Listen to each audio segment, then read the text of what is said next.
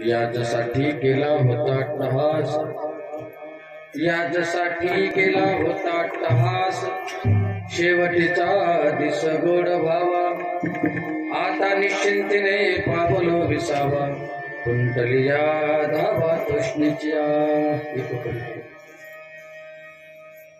प्रस्तुत प्राप्त प्रसंगी कीर्तनप्रिय सेवेकरता निवडलेला भंग वैराग्यस्य परमूर्ती वारकरी संप्रदायाचा परमोच्च मानबिंदू श्री जगद्गुरु तुकोबाराय यांचा 4 चरणाचा अभंग असून या अभंगामध्ये जगद्गुरु तुकोबाराय सांगतात की जीवनामध्ये मी जे कार्य केलं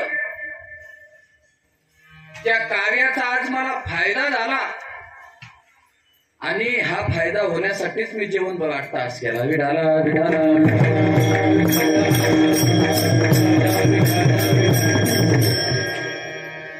या जगात या विश्वात असा एकही व्यक्ती नाही, एकही प्राणी नाही, एकही जीव नाही, एकही जंतू नाही की जो मरेपर्यंत 8 तास करत नाही. फार काही चिंतन आहे का? मुंगीपासून तर ब्रह्मदेवापर्यंत काय चालू आहे? 8 तास चालू आहे, धडपड चालू आहे, झटणं चालू आहे. फक्त परिणाम एवढा आहे, कोणी खाण्यासाठी झटपटत असेल, कोणी राहण्यासाठी 8 तास करत असेल, कोणी चांगल्या स्थितीत जाण्यासाठी 8 तास करत असेल, तर कोणी उद्धार करण्यासाठी 8 तास करत असेल. पण परिणाम उत्तर एकच आहे, सगळ्या जणांची धडपड चालू आहे. सगळे लोक एका गोष्टीसाठी 8 तास करत नाही आणि एका गोष्टीसाठी सगळेजण 8 तास करत नाही. बारकाईने चिंतन करा. मनपात 8 तास प्रत्येक जण करताय. काही लोकांना हे सुद्धा वाटत असेल कधी लवकर कीर्तन आटपत, कधी आम्ही मोटरा चालू करायला जाऊ. 8 तासच आहे का नाही? 8 तासच आहे, पण 8 तास कशासाठी हे फार महत्वाचं आहे. विठाला विठाला.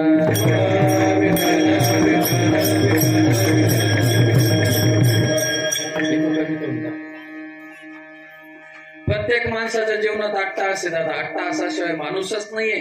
पण तो 8 तास कसा असावा तुकोबाराय त्याचं वर्णन करतात. मी सुद्धा 8 तास केला जीवनभर, याच्यासाठी केला होता अट्टहास, शेवटीचा दिस गोड व्हावा, माझा शेवटचा दिवस गोड व्हावा याच्यासाठी मी 8 तास केला.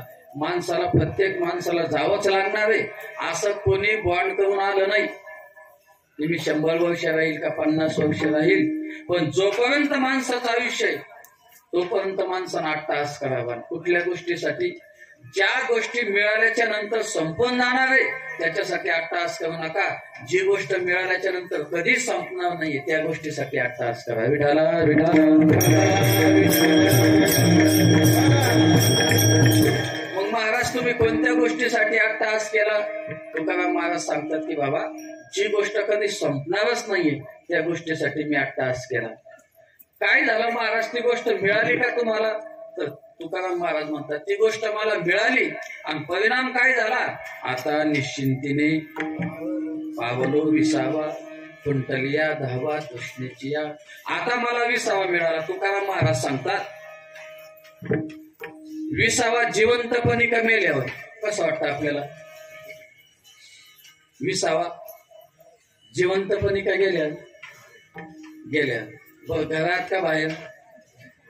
बस स्टँडच्या बाहेर असं म्हणा, बाहेर नाही. कुठं? लगे बस स्टँडच्या बाहेर. पण तुकाराम महाराज म्हणतात की मला विसावा मिळाला. मिळाला म्हणणं माझा तुकाराम महाराज जिवंत आहे का गेलेले? जिवंत आहे. मग विसावा जिवंतपणे मिळतच नाहीये शास्त्र आहे, पण तुकाराम महाराज म्हणतात की मला जिवंतपणे विसावा मिळाला. मग कसा मिळाला याचं चिंतन आपल्याला करायचंय. तुकाराम महाराज म्हणतात की तो विसावा मला जीवनामध्ये मिळाला, आता निश्चिंतीने पावलो विसावा. विसावा मिळणं म्हणजे काय? कुंटलिया धावा तृष्णेच्या. माझ्या जीवनातली तृष्णा संपली, आपल्या महाराष्ट्री तृष्णा अजून शिल्लक आहे म्हणून विसावा नाही. विठाला विठाला.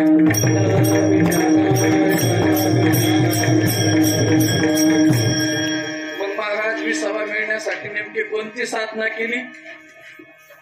काय केलं तुम्ही नेमकं? त्यावेळेस तुकाराम महाराज सांगतात मी काहीच नाही केलं, मी फक्त नामस्मरण केलं. पण त्या नामस्मरणामुळे मला इतकी मोठी योग्यता प्राप्त झाली की आता माझं मलाच नवल वाटतं. कौतुक वाटे झाली या वेचाची, नाम मंगळाचे तेने गुणे. राहू तुकाराम महाराज. मग आता पुढची परिस्थिती काय आहे तुमची? त्यावेळेस तुकाराम महाराज सांगतात आता काहीच नाही. तुका म्हणे मुक्ती परिणिती नोवरी. आता जी मुक्ती जिला म्हणतात, विदेही मुक्ती अवस्था ज्याला म्हणतात, ती आता मला प्राप्त झाली. आणि आता जगात काय 2-4 दिवस राहायचं, अगदी खेळीमेळीनं राहायचं. उग कोणाचे पाहून नाक उघडायचं नाही, आणि कोण गाडी घेतली म्हणून मनानं ताण येऊ द्यायचा. आता जेवढे 2-4 दिवस राहिले तेवढे आता खेळीमेळीनं जीवन जगायचं. अभंगाचा सरळ सरळ अर्थ विडाला.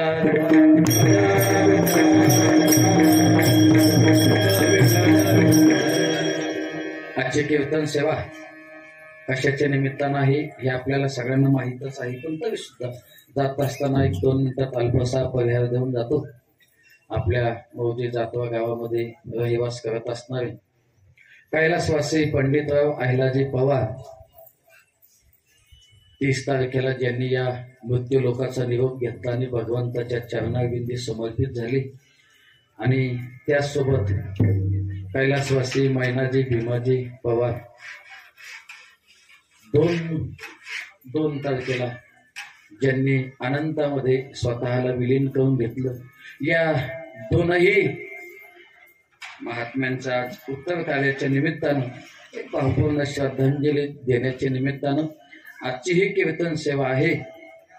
आणि त्या सेवेच्या माध्यमातून या भगवंतापर्यंत पोहोचणाऱ्या दोनही जीवांना जे काही या कीर्तनाच्या माध्यमातून, अन्नदानाच्या माध्यमातून, देणगीच्या माध्यमातून जे काही पुण्य निर्माण होईल ते पुण्य आपल्याला या दोनही जीवांच्या स्मृतीला अर्पण करायचंय. आणि निश्चित या पुण्याचा वाटा भगवान परमात्मा त्यांना वैकुंठात देईल. आणि त्यासाठी आज हे कीर्तन विडाला विडाला.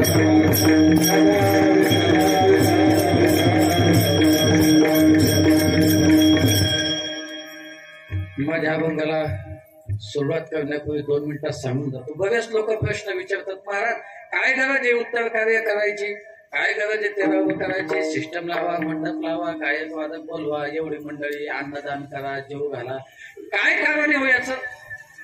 2 मिनिटात गरुड पुराण सांगून जातो तुम्हाला. माणसाला असं वाटतं की माणूस गेला की काय झाला, मुक्त झाला. लोक म्हणतात पहा, एखाद्याला जर एखादी व्यक्ती गेली ना हा देह सोडून, लोक म्हणतात बरं झालं हो, आयुष्यभर फार त्रास झाला त्या माणसाला, आता तरी तो काय झाला, मुक्त झाला, मोकळा झाला, असं लोक म्हणतात. पण तुमच्या माहितीच तो सांगतो, माणूस गेल्याच्या नंतर जितका अडकतो तितका आता अडकलेला नाही. लक्षात येतं तुम्हाला? माणूस मेल्याच्या नंतर इतका अडकतो जेवढा आता अडकलेलो नाही. माणूस अडकत चालतो थोड्या थोड्या गोष्टीनं. माणूस पहा, एक संन्यासी होता, आमच्या आदरणीय सुधाकर महाराज नेहमी सांगतात, संन्यासी होता, जीवनात काहीच नव्हतं, अरण्यात राहायचं, झोपडी होती, सकाळी उठायचं, गंगेत स्नान करायचं, दिवसभर नामस्मरण करायचं, जे फळं भेटतील ते खायचे, काहीच गरज नव्हती. माणूस पहा कसा अडकत चालतो. आणि काहीच नव्हतं, मला कपडे सुद्धा नव्हते, फक्त एक लंगोट होतं, 2 लंगोट, आज बदलायचं, वाळू घालायचं, उद्या ते घालायचं, फक्त लंगोट, दुसरं काहीच नाही. काय महात्मे लोक सुखी असतात, काहीच नसतं जीवनात. ज्यांच्याकडे काहीच नाही त्यांच्या अभंग कीर्तनाला, आणि ज्यांच्याकडे लाखाच्या गाड्या आहेत ती कीर्तन ऐकायला, किती नवले बालकायनं चिंतन करा जरा. ज्यांच्याकडे खायला गहू नव्हते त्यांच्या अभंग कीर्तनात घेऊन लोक ऐकतात, त्यांनी लिहिलेले. आणि ज्यांनी 1-1 क्विंटल गहू दान दिले साप्त्याला, किड्याचे गाव आहे ना,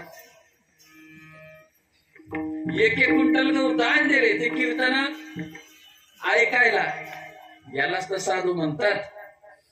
2 मिनिटात सांगू का? ज्याच्याकडे काहीच नाही तो संन्यासी नुसता मंदिरात येऊन बसू द्या, कोट्याधीश जाऊन त्याच्या पाया पडतो. का पाया पडतो माहितीये का? कारण कोट्याधीशाकडे कोट्याधीश संपत्ती असून सुद्धा समाधान नाहीये, आणि ज्याच्याकडे भव्य वस्त्र आहे त्याच्याकडे कोट्याची संपत्ती नाहीये, पण मंदिरावर झोपण्याचं समाधान त्याच्या जीवनात आहे, म्हणून त्याच्या पाया पडतात. म्हणून कधी कधी असं होतं, दिसताना दिसतं काय मोठा माणूस आहे, काय त्याच्याकडे पैसा आहे, काय सुख आहे, पण असं वाटू नका देऊ एखादी मोठ्या गाडीत बसत असेल म्हणून सुखी आहे. सुख वेगळं समाधान वेगळं राजा हो. सुख वेगळं समाधान वेगळं. एक 60 लाखाच्या बेंज गाडीत बसला, 60 लाखाच्या बेंज गाडीत. आता मी चाललो होतो कीर्तनाला, म्हणे महाराज तुमची गाडी राहू द्या, आपल्या गाडीत चाल. त्याच्या गाडीत बसलो, असं बसलो महाराज असं वाटलं मला जसं काही मी झोपेलच घरी गाडीवर. गाडीमध्ये झटका सुद्धा लागत नव्हता, पण ते बसलं बा गाडीत, आणि गाडीत बसलं ना तर मग नीट नाही बसलं, असं एक पाय वरती करून बसलं त्या दरवाज्यावर. त्या दरवाजाच्या हँडलवर एक पाय ठेवला. म्हणलं साहेब एवढी मोठी गाडी तुम्ही घेतली, मस्त मांडी मारून बसायचं सोडून दिलं आणि एक पाय वरती करून बसले, काऊन अवकाळा करत्या. ते म्हणे महाराज सीटगन नरम आहे म्हणे, पण मुळव्यात होईल. लक्षात आलं तुम्हाला? 60 लाखाची गाडी हे सुखाचं साधन वाटत असेल, पण 60 लाखाच्या गाडीमध्ये मांडी मारून बसणं याच्यासाठी काय लागतं? याच्यासाठी खरं सुख लागतं. आणि पैसा असून फायदा नाही, पैशाची उपयोग करणं फार महत्वाचं आहे. विडाला विडाला माणूस किती अडकत चालतो पहा. काहीच नव्हतं त्या माणसाकडे, सुखी आणि समाधानी जीवन होतं, काहीच नव्हतं. पण एक दिवस काय झालं, महाराज रुद्र भरती होते त्याच्या आश्रमात. एक दिवस सकाळी उठला, आंघोळीला जायला तर लंगोट कथवेल दिसलं. आणि लंगोट कथवेल दिसलं, त्या महात्म्याला वाटलं आता लंगोटच होता आपल्याकडे, ते सुद्धा कतरलं. त्याचा एक शिष्य होता, रोज त्याला भेटायला यायचा. चालता चालता ते भेटलं, म्हणे का हो महाराज नाराज दिसू राहिले जावं. म्हणजे काही नाही हो, आपल्याकडे काहीच नाही राव म्हणे, पण तरी सुद्धा उंदरानं लंगोटी कतरली. मग ते म्हणे तुम्हाला काय आता काय सांगावं म्हणे तुम्हाला, ते उंदराचा काहीतरी बंदोबस्त करा. म्हणून काय करतो म्हणे, मांजरीचं पिलो आणा नाही एखादी. कशाला कशाला ध्यानात येतं तुमच्या? हा म्हणे मांजरीचं पिल्लो आणा. ते म्हणे मी कुठं पाहू बा, मी देतो म्हणे आणून. दुसऱ्या दिवशी त्याने एक छोटस पिलो आणलं, पिलो महात्म्याकडे गेलं. पहा बा माणूस कसा पुतत चालतो. काहीच नव्हतं महात्म्याला, काय आणलं? मांजरीचं पिल्लू. आता उंदर होते 2-3 दिवस मजा मागली मांजराच्या पिलानं. उंदर होते तोपर्यंत मजा मागली. आणि उंदर काय असे राहतात का वर्ष 2-2 वर्ष? आटपलं द्यायचं सगळं, चेक केलं मांजरीनं. ते मांजर 2 दिवस राहिलं आणि तिसऱ्या दिवशी त्याच्या पायात गुतायला लागलं. कोणाच्या? महात्मा म्हणला हे घेणं त्याला का ताण झाला, ते पायात गुतायला लागला. आता महात्म्याला काही माहितच नव्हतं. त्या माणसाला भेटला महात्मा, काय म्हणे अरे हे उंदराचा बंदोबस्त झाला, पण मांजर पायात कोण गुततं? ते म्हणे महाराज आता तुम्हाला हे बी सांगावं लागतं म्हणे, तुम्हाला खाल्ल्याशिवाय झोप येत नाही म्हणे. आता मांजरीचा किलो उपाशी किती दिवस होईल म्हणे. मग अहो म्हणे त्याला दूध पाजावं लागतं म्हणे. आता दूध कोण आणून देईल? मग तुम्ही चिंता करू नका, रोज रोज कुठे जाता दूध आणायला? तुम्हाला गाय देतो ना मी. काय देतो? गाय कोणासाठी आणली? मांजरासाठी. तुम्हाला असं वाटतं मी ते तर सांगतो, पहा लक्षात बसलं तुमच्या. गाय आणून दिली त्यानं. आता त्यानं चारून आणली होती गाय, दिवसभर दूध केलं. महात्म्याला वाटलं आता फळं बी खायची गरज नाही, आता घर बसल्या काय झालं, दूध झालं. आता 2 तास शिल्लक नामस्मरण करू आपण. पण दुसऱ्या दिवशी गायीनं आडायला सुरुवात केली, हंबायला सुरुवात केली. महात्म्यानं विचार केला आता हे काय नवीन लोचा आहे. त्या माणसाला बोलून म्हणला तरी आता हे काय? ते म्हणे महाराज काही कळतं का, हिला सकाळी 2 तास आणि संध्याकाळी 2 तास चारायला घेऊन जावं लागतं. महात्मा म्हणला आता अवघड काम झालंय. पण त्याला असं वाटलं जाऊ द्या, दूध भेटतं ना, काही अडचण नाही 2 तास जायला. चारायला सुरुवात केली. पण महात्म्याच्या असं लक्षात आलं की आता आपल्या परमार्थ कमी व्हायला लागले. हुशार लोक असतात काही काही. मग ते म्हणले का रे तू असं कर, गाय घेऊन जा, माझा परमार्थ कमी व्हायला लागला. ते म्हणे महाराज गाय कशाला घेऊन जातात, त्याच्यापेक्षा एखादी माणूसच ठेवा ना. तो काय करेल, तो त्याचं गाय चालून आणत जाईल, तुम्हाला दूध भेटत जाईल. महात्मा म्हणला मग काही अडचण नाही. महात्मा माणूस ठेवून घेतलं. आता गाईला चारा भेटला पण माणसाच्या भाकरीची काय व्यवस्था आहे? माणूस वाचचा गेला महात्म्याकडे म्हणे महाराज खायला द्या, महाराज दिले फळ म्हणे, महाराज हे फळ नसतात चालत आम्हाला, आम्ही रविवारचे बाजार करणारे माणसं आहे. नाही जाणार ते तुमच्या रविवारचा बाजार नाही वाटतं इकडे. म्हणले महाराज रविवारच्या बाजाराच्या दिवशी जर आमच्या घरात फोडणे नाही दिली की आम्हाला जेवल्यासारखंच वाटत नाही, फळ कोण खाई? महात्मा म्हणलं मग कस कर? म्हणले भाकरी पाहिजे भाकरी. महात्मा डोक्याला हात लावला, महात्मा त्याला बोलत म्हण मग करे आता कसं? आता इथं भाकरी मागतो. तेवढे महाराज मग आता कसं आहे, तुमचं एवढं मोठी संस्था आहे, एवढे पोर आहे, एवढं काय एवढं सगळं आहे, आणि तुमच्याकडे कोणी महात्मा आला, कोणी महापुरुष साधू कोणी आला त्याला बिनमुक्त तरी कसं जाऊ देता? शास्त्रात सांगितलेलं आहे की कोणीतरी आलं की बिना पाण्याचं, बिना चहाचं, बिना जेवणाचं जाऊ द्यायचं. मग आता तुम्ही कसं जाऊ देता? म्हणे मग भाकरी थापणार कोणीतरी पाहिजे ना घरात. म्हणे मग कसं ध्यान म्हण लग्न करून मग काय करा? घ्या लग्न करून. कशाची सोय होईल? घरात येत असत ना तुमच्या, कशा सोय होईल? भाकरीची. घेतलं आणि त्यानं लग्न करून लोकांचं ऐकून. लग्न केलं आणि त्याचा मित्र आला, त्याला 10 वर्षांनी भेटायला, सोबत संन्यास घेल. 10 वर्षानं पोरगा, 10 वर्षानं त्याचा मित्र आला, 2-4 पोर खेळत होते आश्रमात लहान लहान बिना चटणीचे.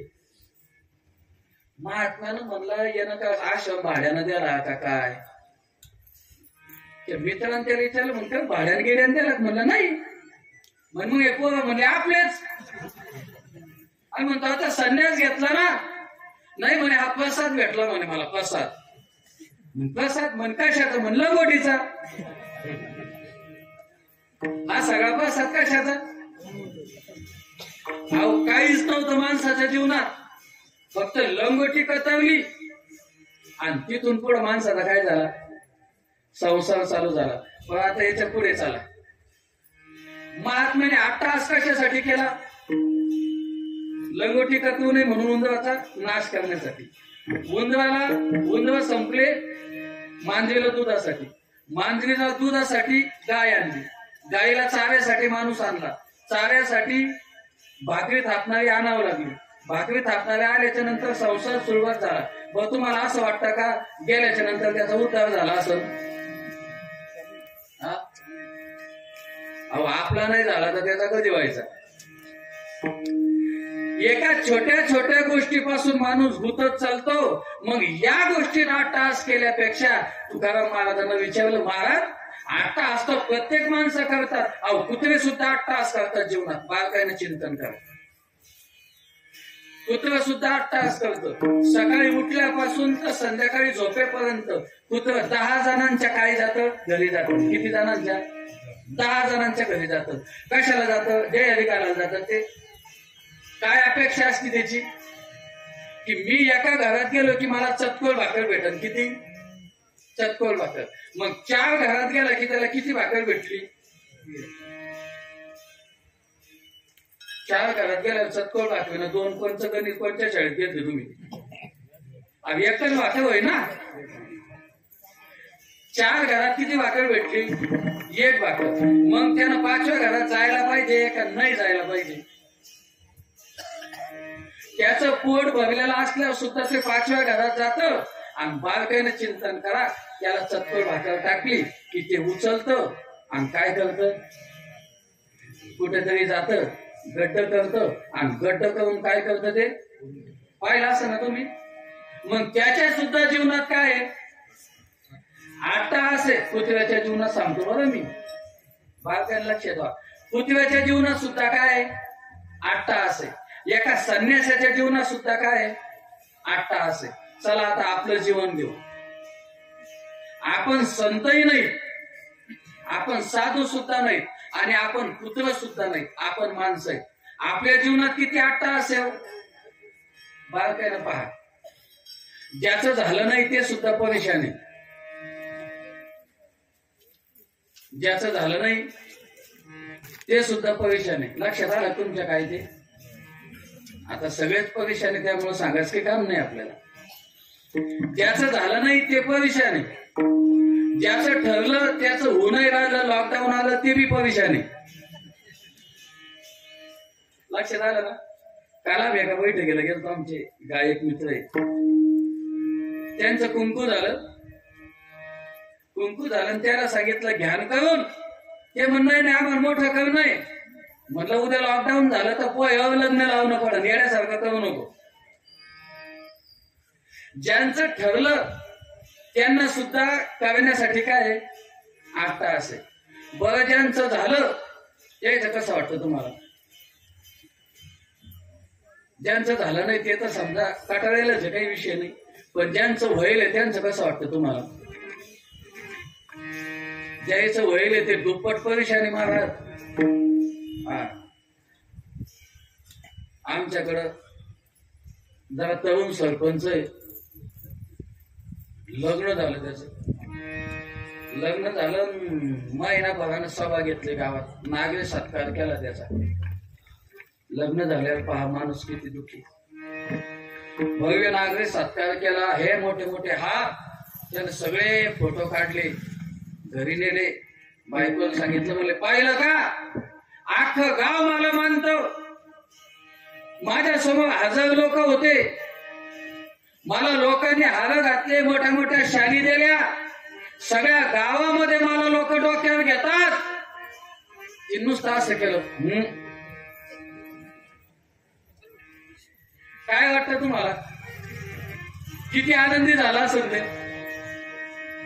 आमचे गंगाराम महाराज आहोत बोलून फार जवळचे माणसं, त्यांनी कीर्तनात एक वाक्य सांगितलं होतं, मला ते आठवतं. जर नवरा बायकोचे भांडणं झाले ना म्हणे, जर का आबोला धरला तर टाळका खाली जाणं चांगलं वाटतं म्हणे, पण घरात जा वाटत नाही. म्हणजे ज्यांचं झालेलं आहे ते तरी आनंदी आहे का? अजिबात नाही. याच्या पुढे जाऊन सांगतो, ज्यांना मुलं होत नाही, मुलं होण्यासाठी काय त्यांच्या जीवनात 8 तास. बरं ज्यांना झाले ते टिकले पाहिजे, काचा ठुमका व्हायना, त्याच्यासाठी काय 8 तास. काचा ठेवून टिकले, 50,000 रुपये दवाखान्याचं बिल झालं, ते बिल कमावण्यासाठी सुद्धा काय 8 तास. पोरगा शाळेत गेलं पण अभ्यासच करत नाही, त्याला घरात बसून त्याच्याकडून अभ्यास करून घेणं सुद्धा काय 8 तास आहे. मग सगळ्यांच्या जीवनात 8 तास आहे. पण तुकाराम महाराजांकडे विचारलं, म्हटले महाराज हे सगळे लोक 8 तास करतात, पण मग 8 तास केला कशासाठी पाहिजे? तुकाराम महाराज म्हणतात, हे तुम्हाला सांगू, प्रत्येक माणूस बिना 8 तासाचं जीवन जगू शकत नाही, पण 8 तास असा असावा की जो 8 तास केल्याच्या नंतर देव आपला गुणी झाला पाहिजे. आपण 8 तास केला की देव आपल्या घरी आला पाहिजे, आणि आपण 8 तास केला की समाजाने आपल्याला डोक्यावर घेतलं पाहिजे. मग महाराज या 3ही गोष्टी तुमच्या जीवनात झाल्या. तुम्हाला देव घ्यायला आला, समाजाने तुमचा गाथा तुम्हाला डोक्यावर घेतलं, आणि तुम्ही 8 तास केल्यामुळं तुम्हाला देवही भेटला. मग नेमकं तुम्ही कोणता 8 तास केला? तर तुकाराम महाराज सांगतात, जीवनामध्ये मी फक्त एकच 8 तास केला, सदा नाम घोष करो हरी.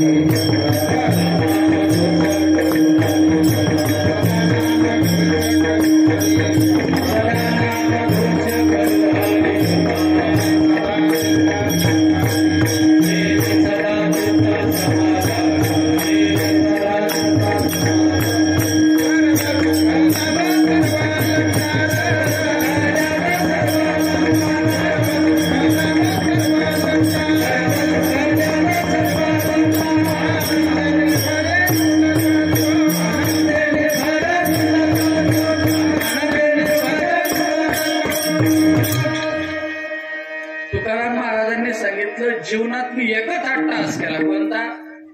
सदा नामघोष करू हरी कथा. सदा नामघोष करू हरी कथा. हाच 8 तास मी जीवनात केला, आणि परिणाम असा झाला की त्याचा मला फायदा झाला. म्हणून आपणही तोच 8 तास करा. आपल्यासाठी 2 मिनिटात सांगून जातो. ते शरीर सांभाळण्यासाठी आपण सगळे 8 तास करतो. आपणही 8 तास करतो आणि ते 8 तास करतात. त्यांनी शरीर सांभाळण्यासाठी 8 तास केला नाही म्हणून त्यांचा उद्धार झाला, आणि आपण शरीर सांभाळण्यासाठी 8 तास करतो म्हणून आपलं पतन होतं. 2 मिनिटात चिंतन करा. साधू संतांनी या शरीराला सांभाळलं नाही कधीच. कबीरजींचं एक उदाहरण जीवनात सांगून जातो. कबीरजींचं नामस्मरण चालू आहे. हरे राम हरे राम राम राम हरे हरे कृष्ण कृष्ण कृष्ण हरे हरे हरे राम राम राम हरे हरे. नामस्मरण चालले ना चालले. महात्म्याचं असं असतं महाराज, लोक काय म्हणतील, समाज काय म्हणन, लोक काय म्हणतील याचा मनाचा उद्देश नसतो. जीवन जगत असताना फक्त परमार्थ करायचा हे त्यांच्या जीवनात असतं. कबीरजींचं नामस्मरण चाललं आणि कबीरजी निघले. चालता चालता एक पिसाळेल कुत्र आलं आणि पिसाळेल कुत्र महाराज जसं हाणलं लोकांनी, हाणल्या त्याला इतका राग आला आणि चालता चालता पुढे कबीरजी दिसले. कबीरजी दिसल्या परिणाम असा झाला महाराज, चालणाऱ्या कबीराच्या पोटरीचा लचका कुत्र्याला तोडला.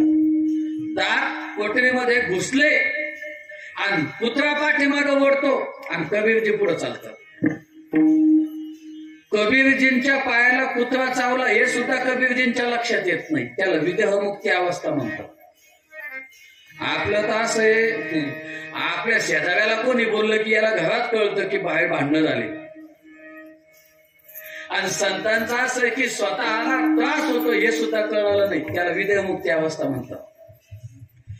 आणि लोकांनी पाहिलं, लोकांनी कबीरजींना सांगितलं, महाराज अहो पहा थोडस काय करताय, कुठं चालले, तुमच्या पोटरीला कोण चावलं, कुत्रा चावला कुत्रा. आणि मग कबीरजींना पाठीमागं पाहिलं तर रक्ताच्या थावऱ्यात पाय भिजलेला, रक्त वाहतय. कबीरजी थांबलेले आहेत आणि कुत्र्यानं लाचका तोडलेला आहे. आणि एवढ्या अवसानामध्ये आपल्यासारखा असतं तर दगड पाहिला असता, काहीतरी हल्ला असतं कुत्र्याला. पण कबीरजीने काय केलं माहितीये का, कबीरजींनी पुढं पाहिलं आणि चालायला सुरुवात केली. बाकीचे लोक म्हणे, महाराज अहो तुमच्या पायाला कुत्रा चावतोय तुम्ही त्याला हाणत नाही. त्यावेळेस कबीरजींनी फार सुंदर शब्द वापरले, कुत्ता जाने और चमडी जाने. कुत्रा चावायचं त्याचा धर्म आहे, तो चावतोय.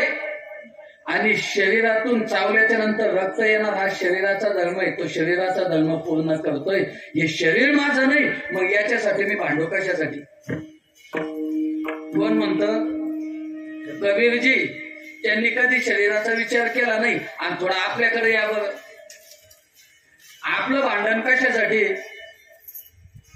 2 महिला भांडायला लागल्या. काय 2 महिला भांडायला लागल्या, एक समोर दरवाजा आणि एक समोर दरवाजा. दोन्ही दरवाजाच्या मध्यभागी ओढ आहे. आणि ओढवर चालता चालता बैलानं काय केलं, चालता चालता शेण त्या ठिकाणी पडलं आणि दोघींनी पाहिलं आणि दोघींनाही सारवायचं होतं. दोघी पळत आल्या आणि शेणाला घ्यायला लागल्या. एक म्हणे माझं आहे आणि दुसरी स्त्री म्हणे माझं आहे. शेण कोणाचं होतं,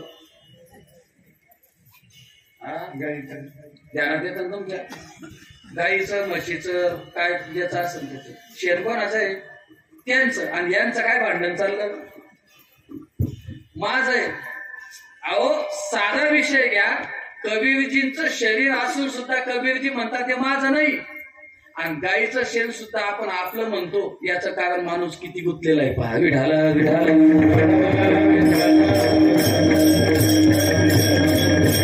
माणसाला भ्रम झाला साध्या भाषेत. हे कोणाचं आहे, हे माझं आहे, हे आपलं नाही. महाराज ज्या दिवशी सत्यता कळते त्या दिवशी माणसाला वैराग्य होतो. माणसाला वैराग्य कधी होतं माहितीये का, नाक मुख गळो लागरे लाड आणि शेंगोड स्वान परिवर्ती झाली अवघे करते हाड हाड. तेव्हा वैराग्य होतं माणसाला. माणसाला वैराग्य का होत नाही माहितीये का, माणूस भ्रमात जीवन जगतो. भ्रमात, घर माझं, बंगला माझा, सातबारा माझा, गाडी माझी, मुलं माझे, पत्नी माझी, माझं माझं माझं म्हणण्यामध्ये माणसाचं आयुष्य जातं आणि त्यामुळे माणसाला खरं कळत नाही.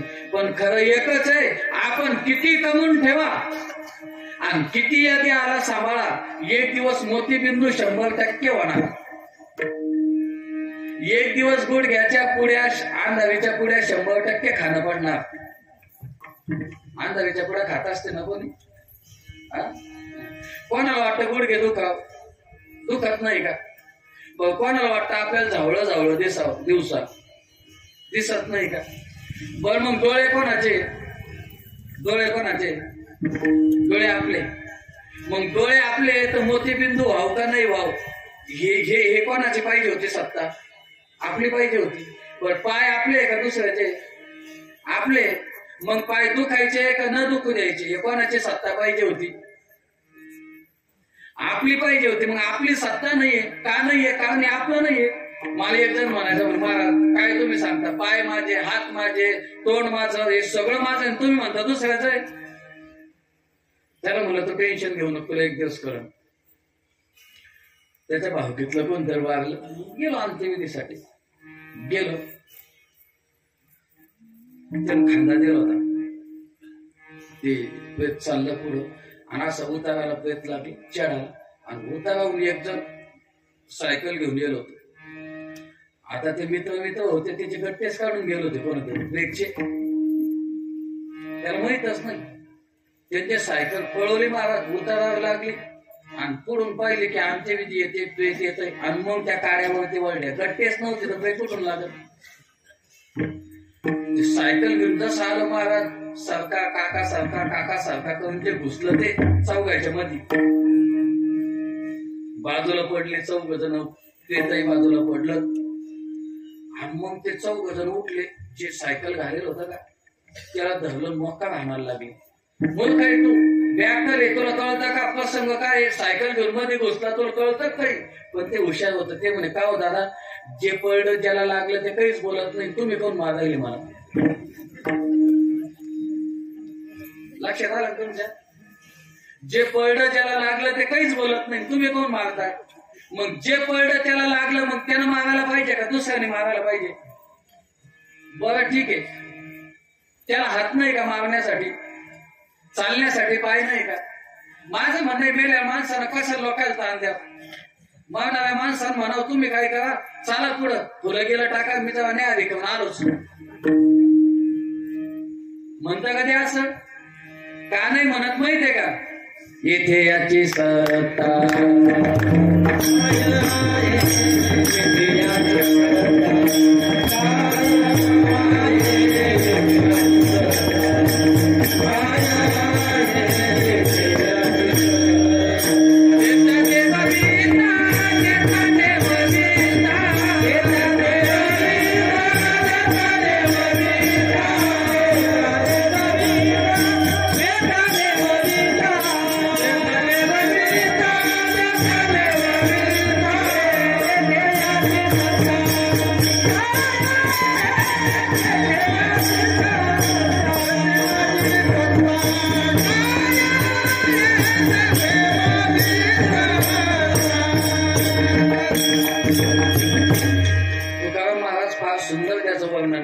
देता देवविता नेता नेवविता, येथे याची सत्ता काय आहे?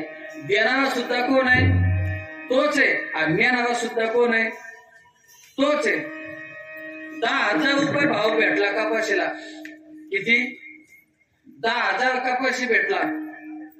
हे काम कोणाचं आहे? तुम्ही ठेवलेच नाही का अजून? ऐकले सगळ्यांनी. बुद्धी देणारा तोच आहे. आणि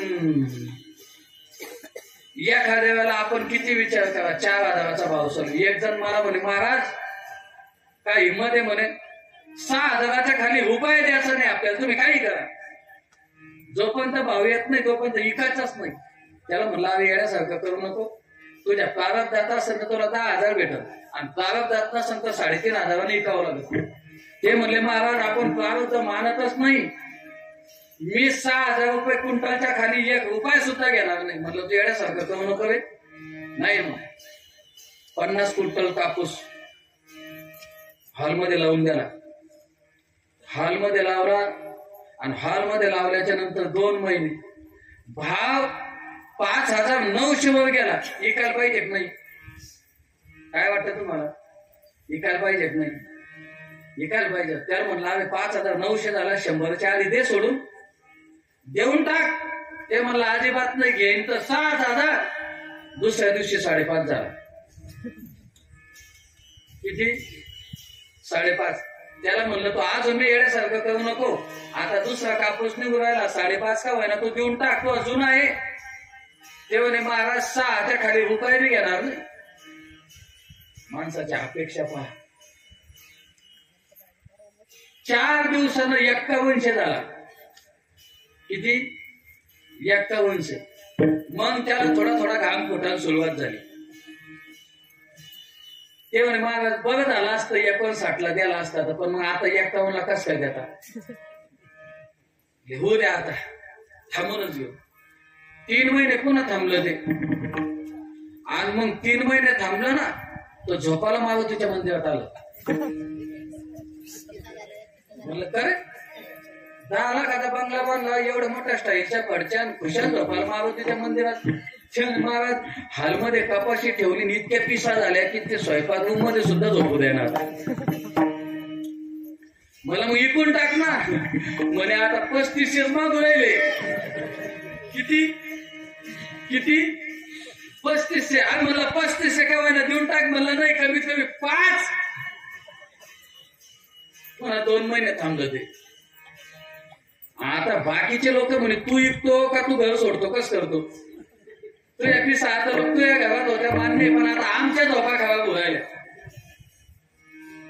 त्याला टेन्शन आलं, त्यानं कपाशी उचलली शेतात नेली. मला 6,000 दिल्याशिवाय देतच नाही.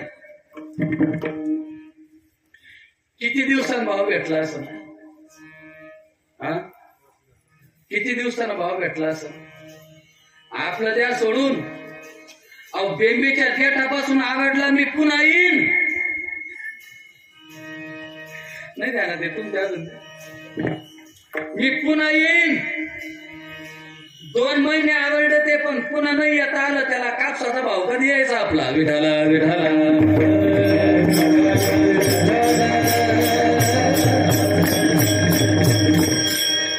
हे जग प्रारब्धाच्या अधीने, हे जग प्रकृतीच्या अधीने. इथं माणसाचं काहीच चालत नाही.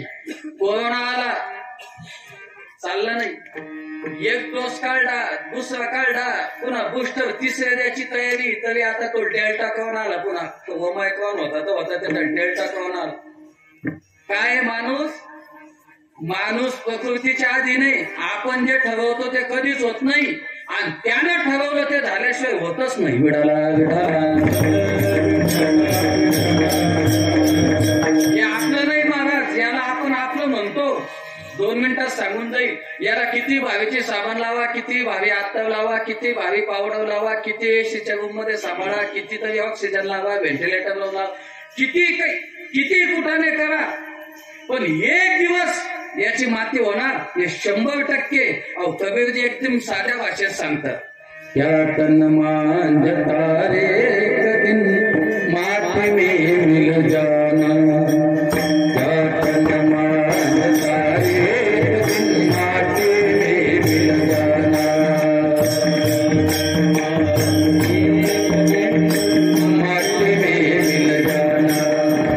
या तन मांजता रे एक दिन माटी में मिल जाना. पवन चले उड़ जाना रे पगले.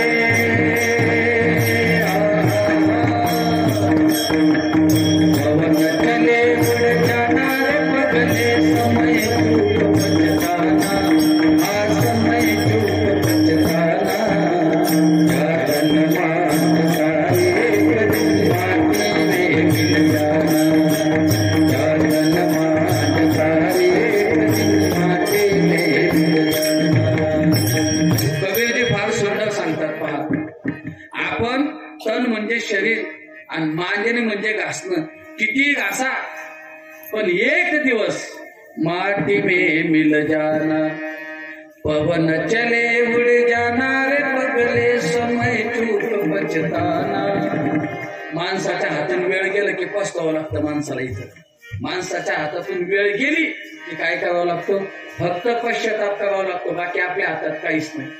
2 मिनिटात सांगतो. माणूस गेल्याच्या नंतर माणसाची परिस्थिती सांगतो. 4 जना मिल गढी बनाई, आपल्याला न्यायसाठी. 4 जना मिल गढी बनाई, चढा काठ की डोली.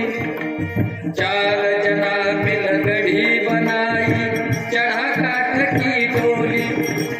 चारों तरफ से आग लगाती, चारों तरफ से आग लगाती, भूख दैर जैसे होली. जातन मांझता रे एक दिन माटी में मिल जाए. 4 जण घर बनवतात. कशाचं? आपल्याला घर कशाचं? डोली बनवतात. आपण 50 लाखाची गाडी घ्या, 27 लाखाची घ्या, 20 लाखाची घ्या, 15 लाखाची घ्या, 4 लाखाची घ्या, नाही तर 2 व्हीलर घ्या 1.25 लाखाची. किती मोठी गाडी वापरा, शेवट जायला गाडी किती जणांची? 4 जण. आपल्याला एकच ड्रायव्हर आहे आताच्या गाडीला, पण त्या गाडीला 4 ड्रायव्हर आहे.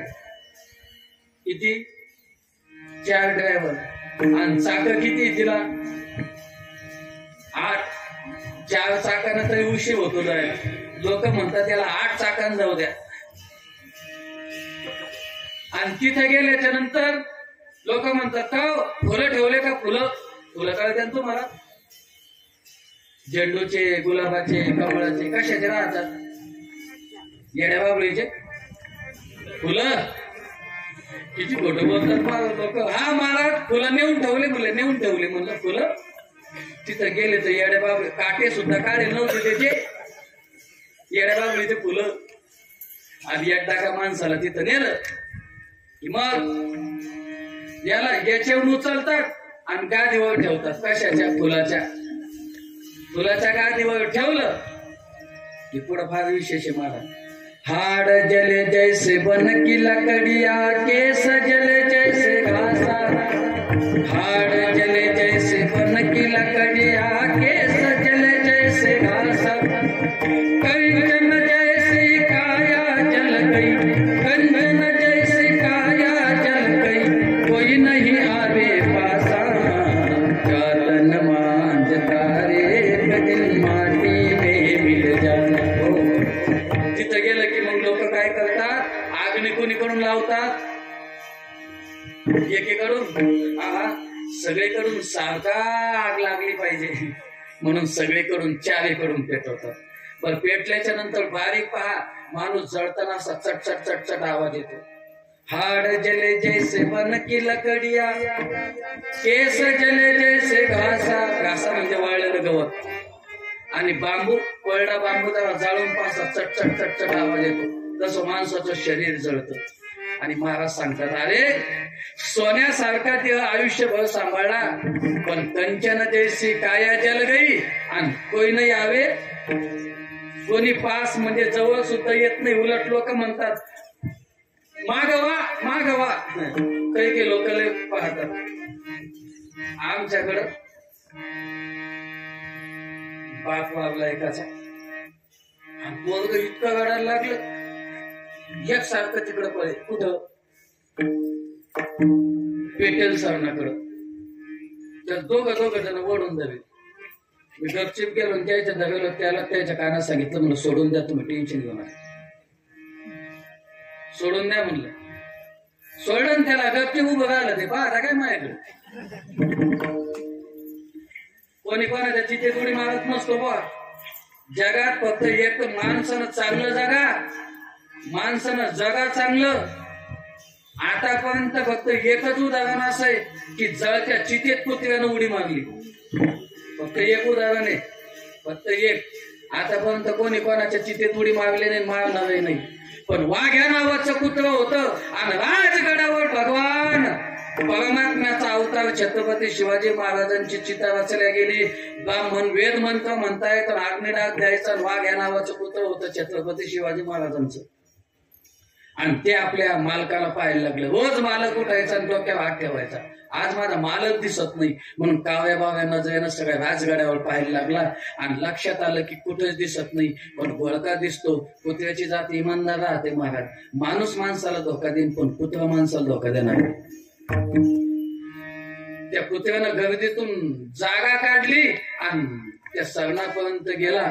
तोंड काही दिसलं नाही त्या कुत्र्याला. वाघ या नावाचं कुत्र होतं, पण त्या छत्रपती शिवाजी महाराजांच्या अंगावरचा शेला असा लाकडाच्या बाहेर पडेल होता. आणि त्या शेल्याचा वास घेतला त्यानं आणि लक्षात आलं हो ना हो माझा मालक याची तिथे. भगवान छत्रपतीच्या चिरंजीवाने संभाजी महाराजांनी चितेला अग्नी दिली आणि अग्नी दिल्याच्या नंतर इकडं तिकडं पाहिलं आणि जिजाबाई साहेब वाढायला लागल्या शिवाजी महाराजांच्या नावानं. आणि नावानं वाढण्याचा आवाज ऐकला. लक्षात आलं की माझा मालक या चितेत जळतोय. मागं पुढं काहीच पाहिलं नाही महाराज. जळत्या चितेत वाघ या नावाच्या कुत्र्यानं उडी मारली आणि स्वतःचा जीव आपल्या मालकाच्या जीवामध्ये विलीन करून टाकला. असं एकच उदाहरण आहे छत्रपती. असं जीवन जागा माणसानं कधीच कोणी कोणासाठी मरत नसतो. बरं किती जण वाढतात गेल्याच्या नंतर किती दिवस वाढतात लोक. 3 दिना तेरी दिव्या रोवे तेरा दिना तेरा भाई. 3 दिना तेरी दिव्या रोवे तेरा दिना तेरा भाई. जन्म जन्म तेरी माता रोवे. जन्म जन्म तेरी माता रोवे करके आस मराई. तन मान तारे करी माटी में मिल जाना. कोणी कोणासाठी वाढत नसतं बा. 3 दिवस पाहुण्याला ओळे वाढतात रक्षेपर्यंत. 13 दिवस भाऊ वाढतो. 14व्या दिवशी तलाठ्याला भेटतो. कशासाठी ते तुम्ही पाहून घ्या घरी गेल्या. 13 दिवस भाऊ वाढतो. फक्त आयुष्यभर फक्त आई वडील वाढतात. तुका कबीरजींचं प्रमाण आहे बघा. जन्म जन्म देवी माता होईल. फक्त आई आपल्या मुलासाठी वडील आपल्या मुलासाठी आयुष्यभर घडत असतात. तुकाराम कबीरजी सांगतात ज्या आयुष्यासाठी आपण एवढा अट्टहास केला त्याची शेवट काय परिस्थिती होती सांगू का. माटी ओढना माटी बिछोना माटी का सिरहाना. माटी ओढना माटी बिछोना माटी का सिरहाना. कहत कबीरा सुन ले रे बंदे. कहत कबीरा सुन ले रे बंदे. ये जग आना जाना क्या तन मान तारे कदिन माटी में मिल जाना. इथं फक्त माणसाची माती होते. म्हणून जीवन जगत असताना संसारासाठी अट्टहास करू नका. तुकाराम महाराज म्हणतात मी नामस्मरण घेण्याचा अट्टहास केला आणि काय मिळालं जीवनात. अभंगाचं पहिलं चरण.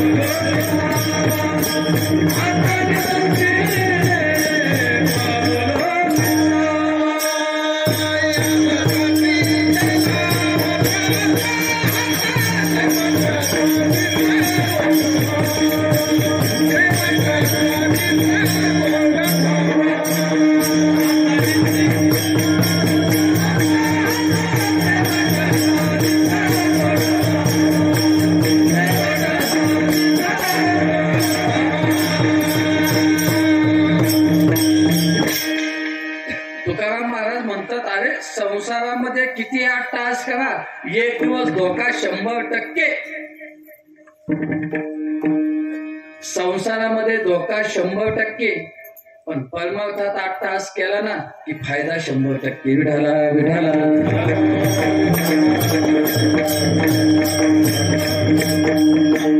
2 मिनिटात सांगून जाईल. पैसा कमवण्यासाठी इतका 8 तास केला, इतका 8 तास केला की घराच्या बाहेर जाऊन 10 वर्ष घातले, पैसा कमवला, घरी आला, मुलं बाळ मोठे झाले, कर्ज काढून बंगले बांधले, कर्ज काढून गाड्या घेतल्या, कर्ज काढून आयुष्यभर कर्ज फेडण्यात गेलं, आयुष्यभर कर्ज फेडण्यात गेलं.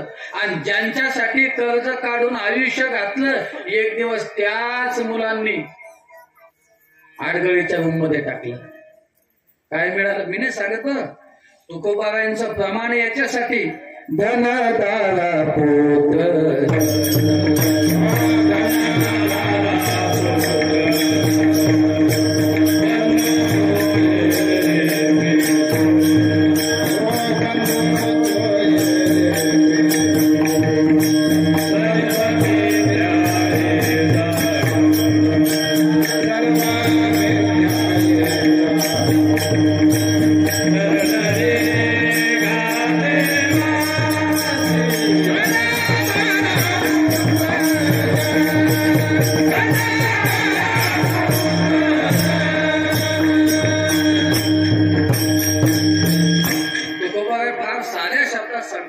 धन, दारा, पुत्र, जन, बंधू, सोयरे, पिशून किती झाले? 7 जण झाले वाटतं आहे ना? 7 जण झाले ना? यांचा भरोसा धरू. आता याच्यात सगळे जण पहा. धनाचा भरोसा नाही धनाचा माणसानं. आज आपल्याकडे लाख रुपये, उद्या लाख रुपये असतीलच याचा भरोसा नाही. पैसा, मिळालेला पैसा आयुष्यभर टिकेल याची शाश्वती नाही. 50,000 रुपये काढले घर बांधण्यासाठी, 50,000 रुपये काढले, घराची भीत पडली होती म्हणून अचानक तब्येत खराब झाली, 1 लाख रुपये लागले. ते 50 गेले ना, अजून 50 घ्यावं लागले. कशासाठी? दवाखान्यासाठी. पैसा आहे का? पुढे चला. धन, दारा, दारा म्हणजे पत्नी. आयुष्यभर पत्नी राहीलच याची गॅरंटी आहे का? अजिबात नाही. धन, दारा, पुत्र, आयुष्यभर मुलं राहतील सांगता येईल का? नाही. बापाच्या आयुष्यात आयुष्यभर मुलं राहतील का? बर, त्यांना पाहण्यासाठी आपलं आयुष्य शिल्लक आहे का? नाही. धन, दारा, पुत्र, जन. जन आयुष्यभर आपल्या सोबत राहतं का? जन आपल्या आयुष्यभर सोबत राहतं. एक पंचवार्षिक एका पक्षात आणि लगेच दुसरी पंचवार्षिक दुसऱ्या पक्षात लढणारे माणसं आपल्या जगात कमी आहे का? याचा अर्थ असा आहे की एक व्यक्ती एकाच्या पाठीमागे आयुष्यभर राहू शकत नाही. चला, हे समाज. बघ, समाज सांगू का तुम्हाला? समाज माणसाच्या किती पाठीमागे असतो. माणसाचं चांगलं चालायला लागलं की समाज गोळा होतो, आणि माणसाचं पांगलं की समाज पांगायला लागतो. फार चांगलं एक उदाहरण सांगून जाईल तुम्हाला. आपल्या घरात अंत्यविधी झाली, अंत्यविधी झाल्याच्या नंतर काय जे प्रेत आपण बांधलं आणि व्हिडिओ बांधल्याच्या नंतर निघालं. चालता चालता आलेले पाहुणे रावळे कुठं चालतात? प्रेताच्या पुढं का माग? कस काय तुमच्याकडे अनुभव असताना कोण असतं? कुठं चालतात? माग चालतात. याच्या पुढे जाऊन सांगतो, त्याच घरात लग्न ठरलं. जो आजोबा वारला होता त्याच्या नाताचं लग्न ठरलं. आता तेच पाहुणे रावळे, दुसरे नाही, तेच पाहुणे रावळे. आणि आता नवरदेवाच्या पुढे नाचायला लागले. कुठं? त्याच्यातच उत्तर सांगितलं मी तुम्हाला. कुठं नाचायला लागले? पुढं. मग माझं म्हणणे मागं नाचायला काय अडचण आहे? याचं कारण असं आहे, तुमच्या घरात आनंद असला की समाज पुढे आहे आणि दुःख असला की समाज मागे. विढाला विढाला.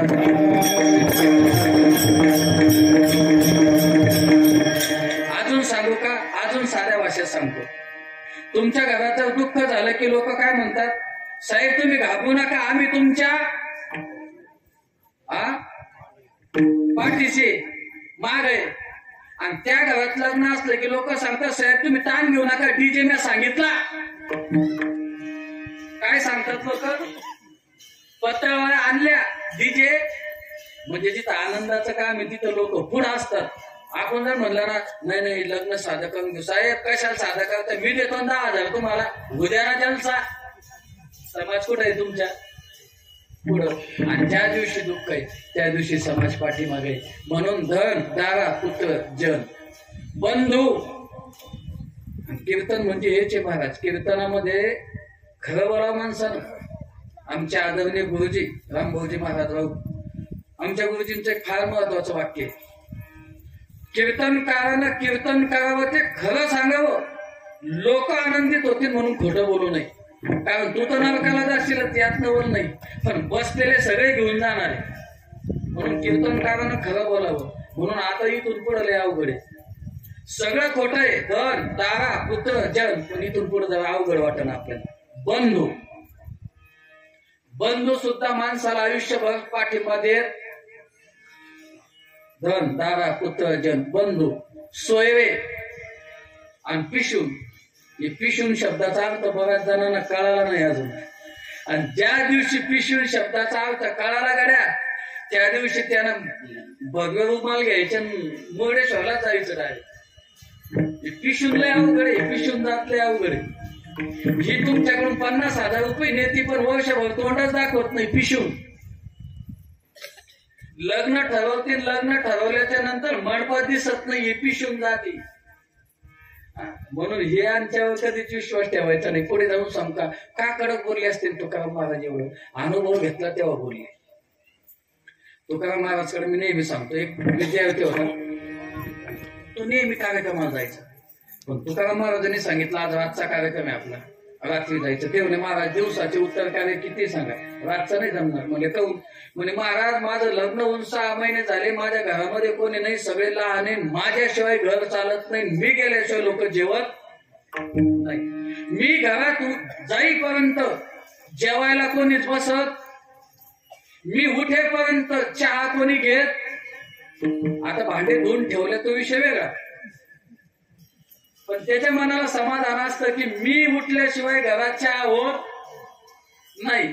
आता दोनदा कपत व्हायला राहत्या त्यांनी. एक तर मला म्हटलं महाराज मी घरात गेल्याशिवाय सकाळी उठल्याशिवाय चहाच होत नाही. म्हणलं उद्या फक्त एक कर चहा, तो घ्यायच्या आधी फक्त विचार गोड आहे का कसा आहे. त्यांनी विचारलं म्हणे अच्छा कस काय, गोड झाला. मग तुला कस काय माहित, म्हणे मी करतानाच घेऊन पाहिला. तुम्ही किती दाखवा, समाजात तुम्हाला खरं सांगतात महत्वाचा मुद्दा रियालिटी इज अ रियालिटी. जे खरंय ते खरंय, खऱ्याला बदलू शकत. दगड आहे तो दगडच आहे, त्याला किती दिवस पाण्यात ठेवला म्हणजे तो नरम होईल. माणसाची मानसिकता अशी असते, जोपर्यंत घरात माणूस कमावून आणतो तोपर्यंत त्याला किंमत आहे. ज्या दिवशी त्याचं कमावणं बंद झालं त्या दिवशी त्याचं खाणं सुद्धा बंद होतं. विडाला विडाला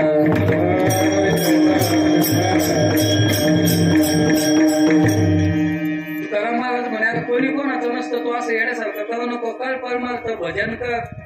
ते म्हणे अजिबात नाही. तुकाराम महाराजांनी सांगितलं तू एक कर, आता तुला वाटतच ना, तुला अनुभव देतो.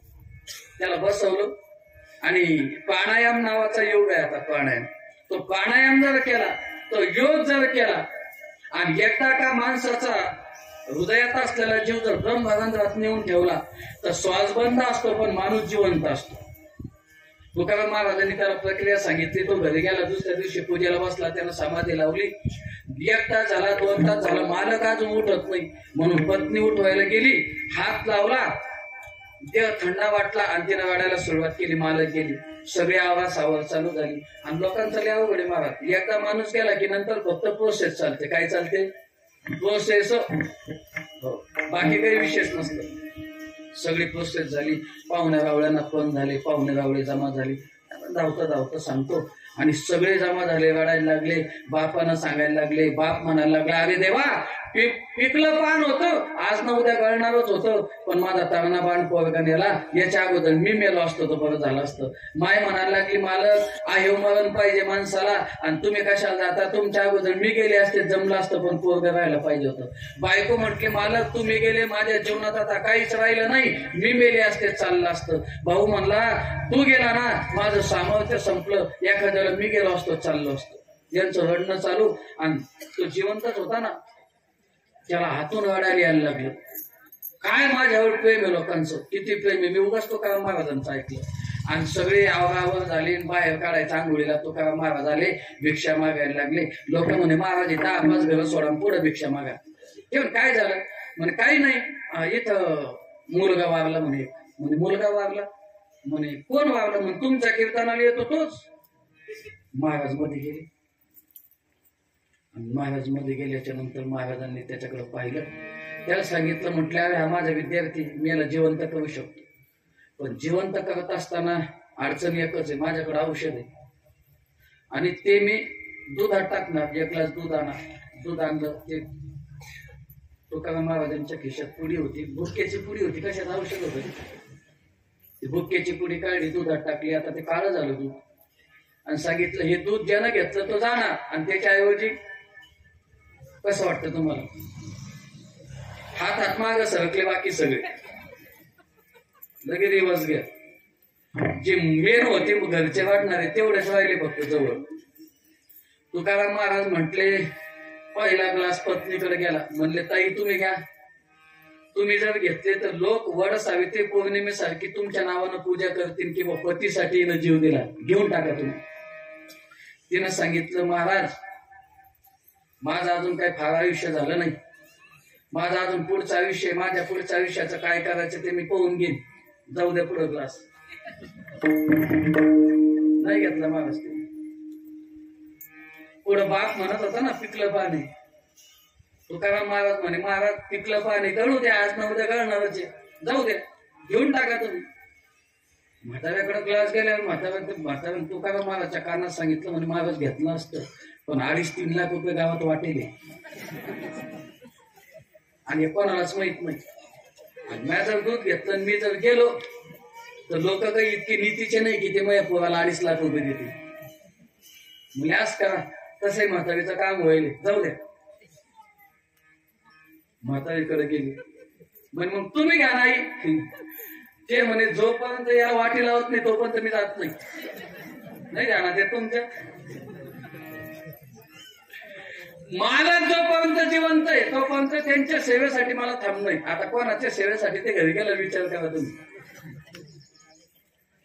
मी नाही घेत म्हणे. भावाकडे गेलं, भावानं सांगितलं मी घेत नाही. मग तुकाराम महाराज म्हणे, मग मी घेऊ का? बाकी सगळी एकमुखानं म्हणे, तुम्ही घ्या, तुमची पुण्यतिथी आम्ही पुढच्या वर्षी मोठी करतो. म्हणजे गेला मी तर बाबा गेला पाहिजे, आपल्याला धक्का नको. मी एकाला विचारलं, मी कथा केली सागर महाराज, इतकी मोठी कथा केली, कळसा बन होता म्हणलं. कारण कथा मी केली, कीर्तनही माझं आहे कार्याचं, मग कळस मी बसवतो ना, कळस बसवलाच कशाला संन्यास आहे आणता तुम्ही? तेवढे नाही म्हणून कळस तुम्ही नका बसव, कळस बसवायला संन्यास आहे. मग त्याला एकाला विचारलं, म्हणे सगळं मी केलं, मग कळस कहू. म्हणे असं आहे, तुम्ही जर वरती गेले पळले तर तुम्हाला केस करायला तुमची बायको पण येऊ बघाईल. म्हणे संन्यासी पळला मी तर कोण केस करणार आहे? लोकांचं असं आहे, सोडून द्या. आणि मग कोणीच घेतला नाही. मग तुकाराम महाराजांनी घेतला. आता ते नव्हतंच काही. तुकाराम महाराजांनी त्याची नस दाबली डाव्या हाताची, त्याला उभं केलं, जागृत केलं, सांगितलं सांग तुझं कोण आहे? पैसा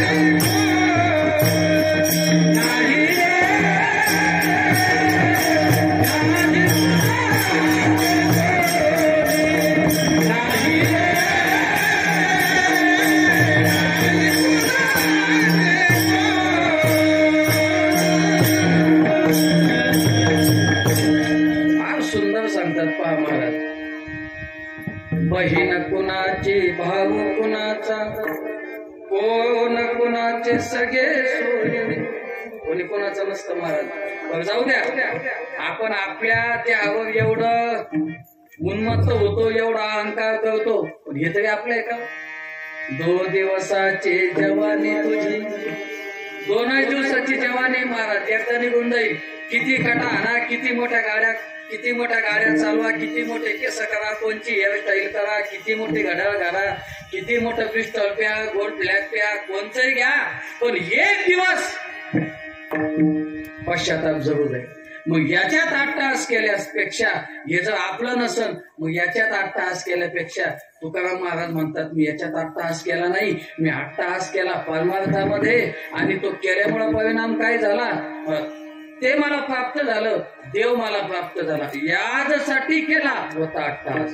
शेवटीचा दिवस गोड व्हावा, शेवटचा दिवस चांगला व्हावा, याच्यासाठी माणसानं झगडलं पाहिजे. आणि शेवटचा दिवस चांगला व्हावा म्हणजे काय होणं, साध्या भाषेमध्ये आपल्याला विसावा भेटणं.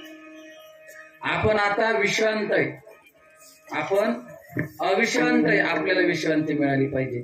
प्रत्येक जणाच्या मनात विचार आहे, 1 मिनिट सुद्धा माणूस शांत नाही, पण शांती मिळणे म्हणजे माणसाचा शेवट गोड होणे. म्हणून जीवन जगत असताना 3च पद्धतीत जीवन जगा. चांगलं जगा, चांगलं राहा आणि चांगलं दाखवा. या 3 गोष्टी ज्याच्या जीवनात आहे ना, त्याचा उद्धार व्हायला वेळ लागत नाही. म्हणून जात असताना माझ्या 2च गोष्टी घेऊन जा. समाजात कार्य असं करा की समाजानं तुमची नोंद घेतली नाही तरी चालेल, पण देवानं तुमची नोंद घेतली पाहिजे. आणि जीवन असं जगा, घरच्यांनी तुम्हाला चांगलं म्हटलं पाहिजे असं काही नाही, पण लोकांनी तुम्हाला चांगलं म्हटलं पाहिजे. विठाला विठाला.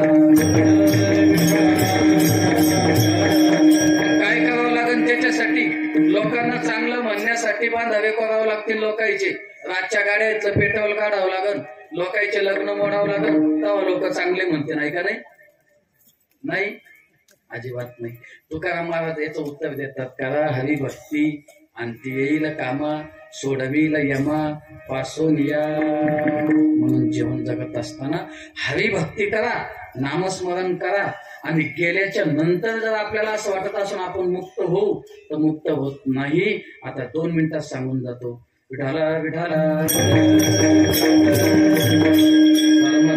मी आता सेवा आटोपते घेणार. माणसाला असं वाटतं महाराज की मेल्यावर माणूस मुक्त होतो, मेल्यावर मुक्त होत नाही. 2 मिनिटात गवड पुराण सांगतो. माणसाचा ज्या ठिकाणी देह गेला ना, त्या ठिकाणी तो देह फक्त जीव देहापासून वेगळा होतो. मरत फक्त शरीर. नैनम चिन्हन्ति शस्त्राणि नैनम दहति पावकः न चैनम क्लेदयन्त्यापो न शोचयति मारुतः अच्छेद्यो यमदाह्यो यमक्लेदो शोषयैव च. याच्यानंतर माऊली ज्ञानोबा सांगतात, जैसे जीर्ण वस्त्र सांडिले, जुनं फाटकं झालेलं वस्त्र आपण जसं फेकून देतो, नवं घालतो, तसं जीव करतो. जीव मुक्त होत नाही. ते शरीर पडतं, शरीर पडल्याच्या नंतर त्याची विल्हेवाट आपण लावून देतो, पण जीव मुक्त होत नाही. जीव कारण देह सूक्ष्म आणि स्थूल देह संपून जातो, पण कारण देह जिवंत राहतो. अशा अपेक्षा शिल्लक राहतात. म्हणून लोक पिंडदानाच्या दिवशी तो पिंड घेत नाही. मग घरचे सांगतात, बाबा तुम्ही चिंता करू नका, आपल्या दिदीचं लग्न आम्ही मोठ्या 2 धडाक्यात करू. मग पिंडाला काय शिवतो, कावळा शिवतो. याचं कारण त्यांची इच्छा कुणात राहिली, मुलीच्या लग्नात राहिली, म्हणजे गेल्याच्या नंतर सुद्धा माणूस मुक्त होत नाही. मग 13व्या पर्यंत तो जीव इथं भटकत असतो त्याच्या घराजवळ. 13व्याच्या दिवशी उत्तर कार्य झाले की लोकांना असं वाटतं आता मुक्त होईल, मुक्त होत नाही. आज आपण जो नैवेद्य आता नेणार आहे, आज तो नैवेद्य त्याला खायला मिळतो.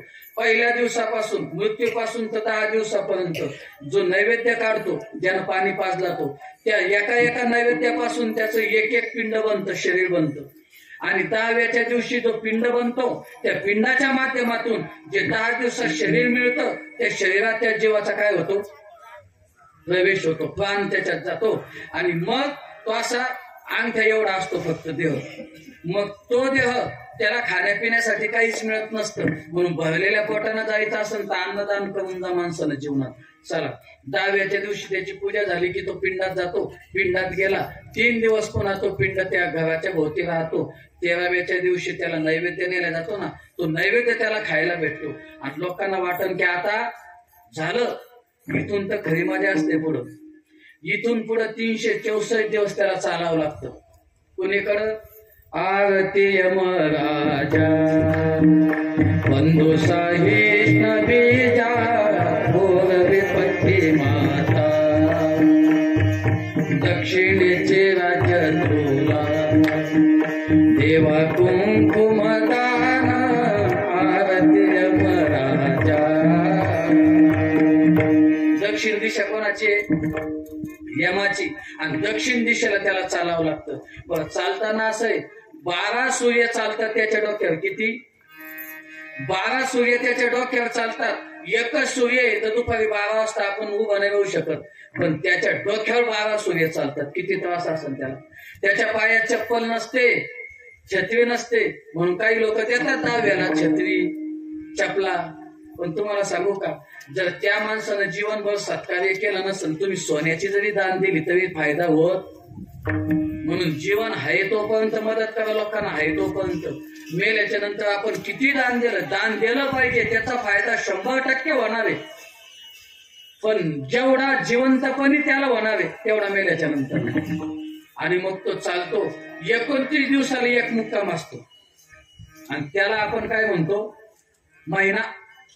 त्या महिन्याच्या दिवशी त्याला फक्त 1 दिवस थांबण्यासाठी वेळ असतो. मग तो तर 1 वेळ थांबतो, आणि जर तुम्ही त्या दिवशी त्याला जेवू घातलं तरच ते अन्न त्याला मिळतं. मग याच्यात पुन्हा शास्त्र असं सांगतं, ते गाईच्या मुखात देऊ नका, ते तीर्थात टाकू नका. जर 12 महिन्याचे पितर आहे त्याच्यापैकी जर 2 पितर, 2 नैवेद्य जर तुम्ही गाईच्या मुखात दिले, काही आडी अडचणी असेल तरच प्राप्त होतं. पण तुम्ही जर 10 नैवेद्य गाईच्या मुखी दिले तर तो जाणारा जीव मात्र उपाशी पोटाला जातो, तो शाप देतो, आशीर्वाद नाही. म्हणून पितर जेव घालत चला, पितर जेव घालत. आणि प्रत्येक पितर जेवला की त्याला 1 रुपये तरी दक्षिणा द्या. किती? मी म्हणत नाही तुम्ही त्याला 1100 द्या, 1 रुपये का व्हायला त्याच्या ताटाला लावा. कारण दक्षिणा हे धातुरूप देवाचं स्वरूप आहे, आणि देवाच्या साक्षीनं जर त्याला अन्नदान केलं की ते अन्नदान त्याला मिळतं. अशा 11 महिने आपण 11 महिने घालतो, आणि वर्ष श्राद्ध येतं. मग 11 महिन्यात जात असताना त्याला 16 गावं लागतात. किती? 16 गावं लागतात. आणि 28 प्रकारचे नरकाचं वर्णन आलेले भागवत कथेत पाहून घ्या. मग वर्ष श्राद्धाच्या दिवशी बरोबर माध्यान्ह समयी त्याचा हिशोब होतो. कुठं? तो इतका चालून जातो ना, चित्रगुप्ताच्या दरबारात त्याचा हिशोब होतो. आणि मग त्या हिशोबाच्या वेळेस जर त्याच्या प्रित्यर्थ जर हरिनाम चालू असेल, त्याच्या प्रित्यर्थ जर कीर्तन चालू असेल, तर त्या ठिकाणी तो त्याचं केलेलं पाप मोजत, कारण त्याचं प्रमाण सांगून जाईल. यम सांगे दूता तुम्हा तेथे नाही सत्ता. आणि जेथे हरिकथा, जिथं हरिकथा असेल त्या जीवाचं मोजमाप, पापाचं मोजमाप करायची ताकद त्यांची नाही. म्हणून उत्तर कार्याला वर्ष श्राद्धाला कीर्तन करतात, त्याला त्रास होऊ नये म्हणून. आणि मग या कीर्तनाच्या माध्यमातून, अन्नदानाच्या माध्यमातून जे काही पुण्य निर्माण होतं ते आपण त्या जीवाला दिलं की मग ते पुण्य त्याला तिथं मिळतं, आणि तिथं त्या जीवाची काय होते, मुक्तता होते. त्याला नरकात पाठवल्या जात नाही. आता काही हुशार लोक डोके लावतील, कसं कुठे डोकं लावतात, महाराज आपण इथं केलेलं पुण्य तिथं देता येतं का? सहज प्रश्न. विज्ञानवादी लोक आहे, आपण 2 मिनिटात सांगून जाईल. जिथं जिथं विज्ञानाचा शेवट होतो तिथं अध्यात्माचा आरंभ होतो. 750 वर्षापूर्वी माऊली ज्ञानोबांनी वीज कशी तयार होती 750 वर्षापूर्वी शोध लावला आणि थॉमस एडिसननं 100 ते 150 वर्षापूर्वी सांगितलं लाईट असा लागतो. जिथं विज्ञानाचा शेवट तिथं अध्यात्माचा जन्म. मग विज्ञान किती प्रगत आहे पाहन तुम्ही. इथून तुम्हाला मुंबईला पैसे टाकायचे असेल तर पहिले तरी पोस्टात जावं लागायचं. आता पोस्टात जावं लागतं का? नाही. फक्त त्याचा काय टाकायचा, फोन नंबर टाकायचा आणि 2 मिनिटात त्याला पैसे मिळतात. आपण त्याला दिले का? नाही. मग कोणाच्या माध्यमातून दिले? बँकेच्या माध्यमातून दिले.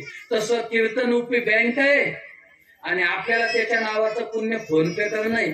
मग जर विज्ञानाचा फोन पे जर तिथं पैसे पाठवतं तर आमचं अध्यात्म काय महाराज? विज्ञानाचा जन्म आमच्या अध्यात्मापासून आहे. मग इथं केलेलं पुण्य तिथं मिळत नसन का? म्हणून इथं जे पुण्य करतो ना आपण ते त्या जीवाला प्राप्त होतं. आणि त्या पुण्यासाठी आजचं आपलं हे कीर्तन आहे. वैकुंठवासी कैलासवासी पंडितराव अहिलाजी पवार आणि कैलासवासी मायनाजी भीमाजी पवार यांच्या उत्तर कार्याच्या निमित्तानं ही आजची कीर्तन सेवा होती. या दोनही महात्म्यांना, या दोनही आजोबांना, आमच्या वडिलांना, आमच्या काकांना मी देवाच्या चरणी एकच विनंती करेन की आमचे हे पूर्वज वंशज आता तुझ्या दरबारात आलेले, आमच्याकडून सेवा भरपूर झाली केली, पण तरी आम्ही कमी पडलो असेल तरी राग नसावा. या कीर्तनाच्या माध्यमातून जे काही पुण्य त्यांच्या उद्धारासाठी कमी पडत असेल ते पुण्य या कीर्तनाच्या माध्यमातून देव त्यांना प्रदान करो. आणि सायुज्यता, स्वरूपता, सलोकता, समीपता या 4ही मुक्तीपैकी एखादी मुक्ती यांना मिळावी अशी अपेक्षा बाबांच्या चरणी, अशी अपेक्षा देवाच्या चरणी, सकल साधू संतांच्या चरणी व्यक्त करतो आणि माझ्या सेवेला पूर्ण देतो. या ठिकाणी ज्यांच्या माध्यमातून मला आमंत्रित केलं गेलं, आमचे सागर भाऊ असतील, सगळी भजनी मंडळी अगदी जीवापाड प्रेम करतात म्हणून त्यांच्याही चरणी ही सेवा समर्पित करतो. आणि 2 मिनिटात भजन आणि आपली सेवा थांबवतो. विठोबा रखुमाई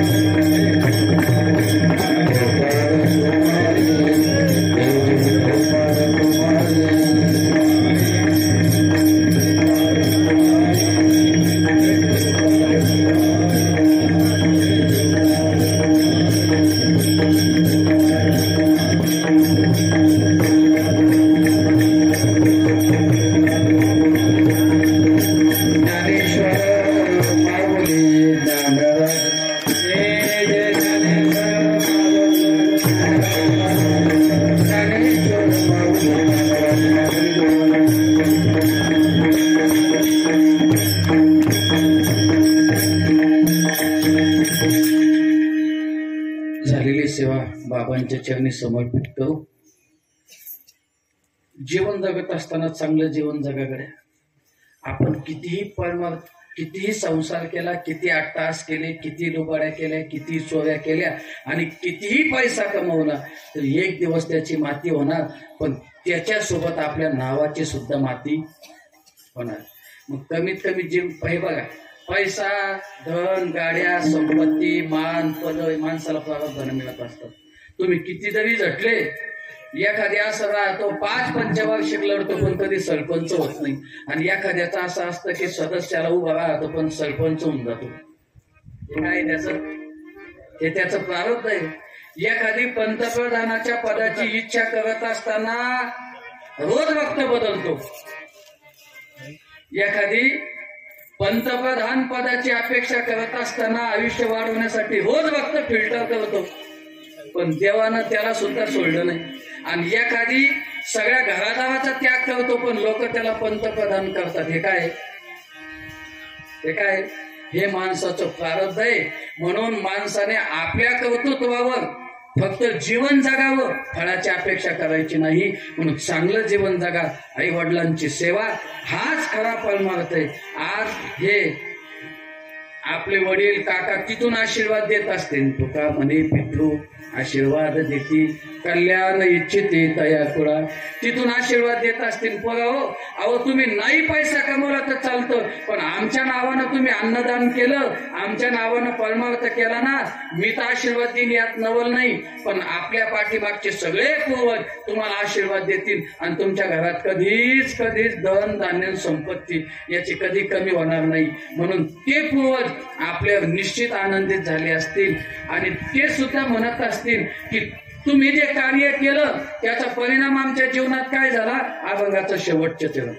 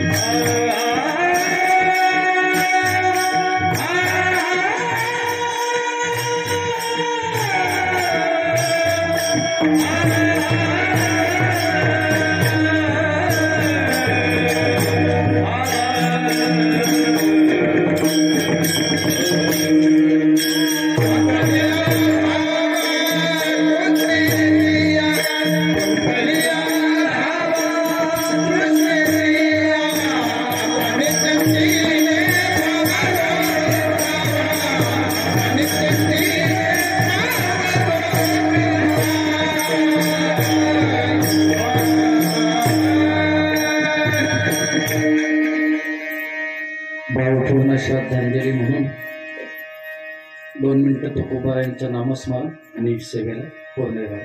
सगळ्यांच्या माध्यमातून आपण शेवटची भावपूर्ण श्रद्धांजली बाबांना वाहू.